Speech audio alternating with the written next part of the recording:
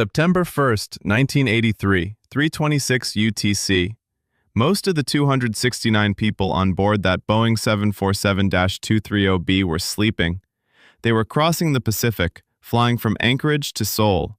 Dark sky, quiet. Everything felt normal on that flight. Registration HL7442. Then, in an instant, everything changed. 269 souls on that plane. 0 survivors.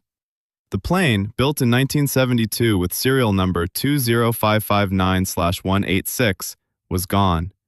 It ended up 37 kilometers west of Sakhalinsk in the Okhotsk Sea.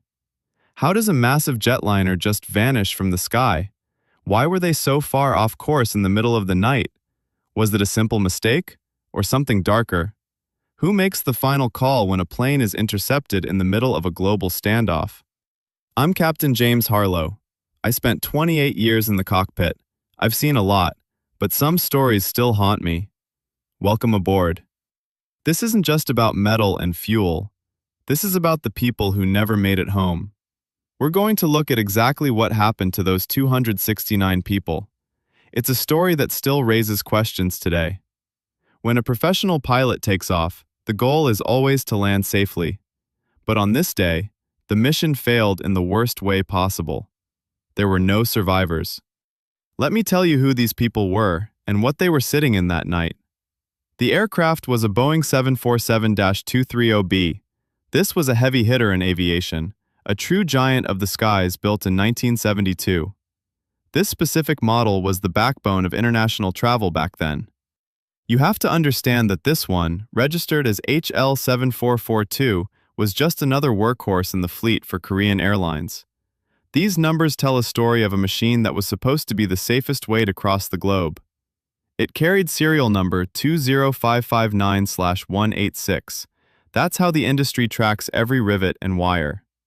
It had been operating under Korean Airlines, a company trying to prove it could compete on the global stage during a tense era of the Cold War. The flight path was a standard route between two major hubs. It started at Anchorage International Airport in Alaska, where planes fueled up before making the long trek across the North Pacific.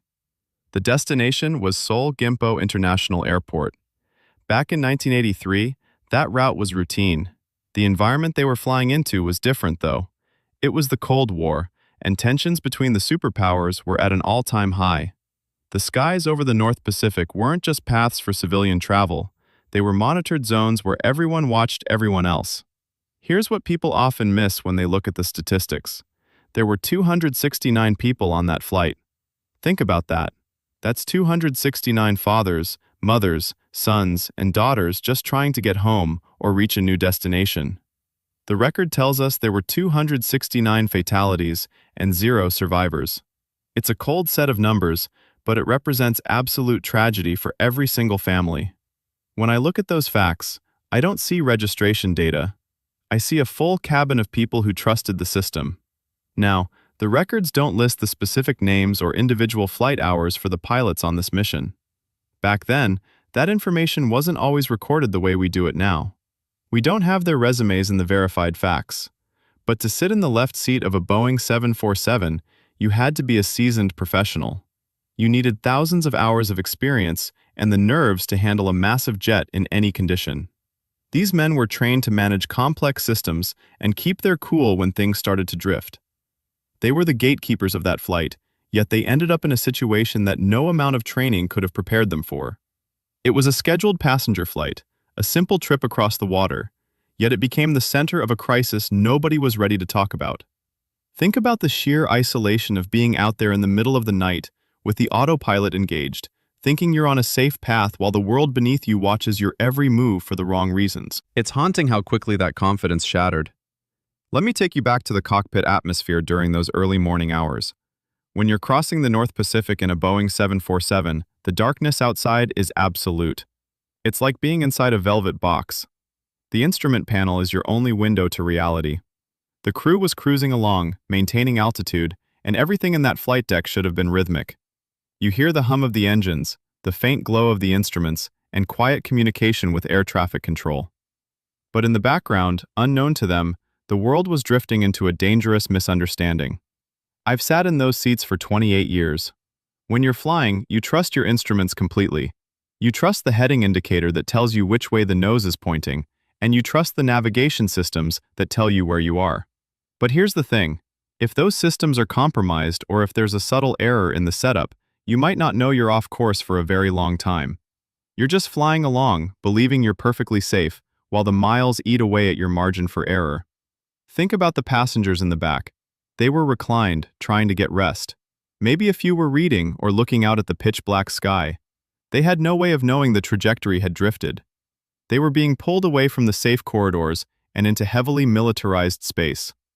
The pilots were focused on routine tasks, monitoring fuel consumption, checking the weather ahead, managing the long-haul workload.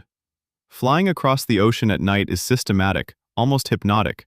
You get into a groove. You rely on waypoint tracking, basically following invisible dots in the sky that guide you from point A to point B. Then the reality of their situation began to shift. We're talking about an area strictly monitored by Soviet ground-based radar systems.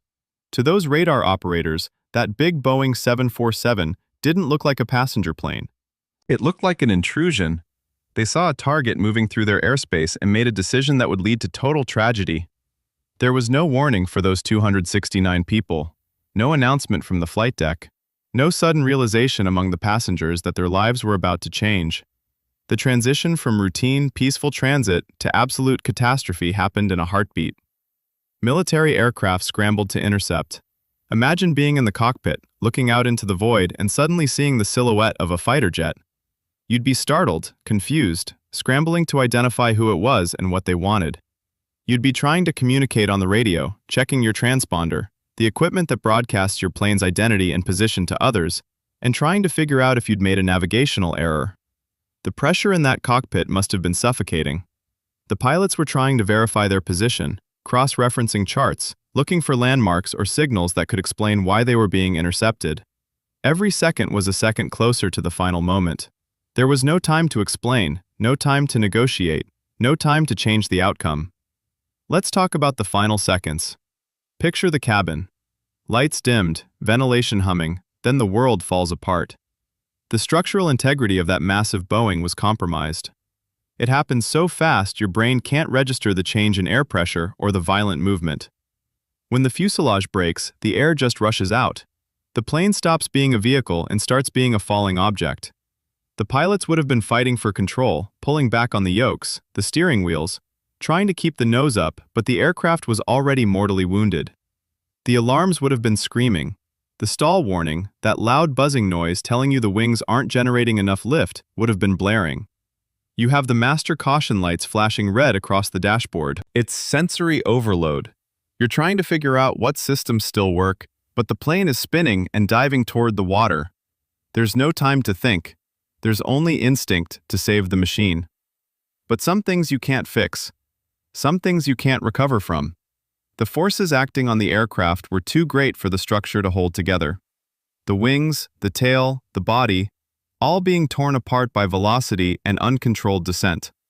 For the people on board, it would have been a sudden shift from silence to chaos. There was no time for goodbyes, just sudden realization that something had gone terribly wrong. The plane hit the Okhotsk Sea with immense force.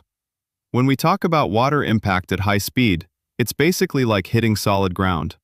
The water doesn't give way, it destroys everything. The silence that followed was total. 269 souls, and in an instant, gone. The wreckage sank into the depths, scattered across the ocean floor. No emergency beacon could have signaled their location in time. No rescue teams could have reached them. It was a cold, lonely end to a flight that was supposed to be just another routine day for those pilots. I think about the families waiting in Seoul. They were expecting their loved ones to walk through those arrival gates, smiling, tired, ready to go home. Instead, they got the news that broke their hearts forever. No survivors to tell the tale. No one to explain what they felt in those last minutes. We only have the data, fragments of evidence, and the haunting reality of maps. It's a story that stays with you. It reminds you that even with all our technology and training, we're still fragile. We're just people in a metal tube navigating a world that can turn against us in a heartbeat. That's the tragedy. This flight should have ended with a smooth landing, a taxi to the gate, a quiet exit into the terminal. Instead, it became a scar on history, a lesson we keep trying to learn over and over, but the pain never really goes away. September 1st, 1983. For so many people, time simply stopped right there. No tomorrow, just that long, dark descent into the sea. The moment the fuselage breaks apart, the cabin stops functioning as a home and becomes a violent vacuum. The air screams as it tears through, a sound like 1,000 freight trains rushing past at once. The oxygen masks drop, swinging in the dark, but there's no air left to breathe. The pilots, fighting to keep that heavy Boeing from pitching further down, are pushed hard against their harnesses. The G-forces are immense. It feels like the entire Earth is pulling them down with a crushing weight that takes your breath. Every control input meets resistance from the dying machine. The wings fight the wind, twisting, bending, screaming under the stress of the dive. In back, passengers are thrown against their seats and bulkheads. It's chaos, disorientation. Lights flicker and die, replaced by red glow from failing emergency systems. No time to process the terror. The sea rushes up like solid concrete. The vibration rattles your teeth, shaking the plane's bones until metal snaps. It's the sound of a giant losing its final battle with physics. The engine roar is replaced by the whistle of rushing air, then the sudden, sickening stillness of the final plunge. There was no recovery here. The aircraft was already beyond control before it touched the surface. Once structural integrity is gone, once flight surfaces are damaged, the plane stops flying and starts falling. The crew tried to maintain heading, tried to level the wings, but the damage was done. They were fighting to keep a shattered, wounded object in the sky. That's a fight you simply can't win. The physics were absolute. The speed was too high, the angle too steep, the time left measured in heartbeats. They did everything they could, but they were already at the mercy of the gravity they were trying to outrun. The impact was over in a fraction of a second.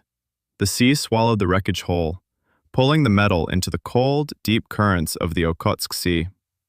For those first few minutes, there was only the sound of water rushing over debris and the quiet, haunting sway of the ocean.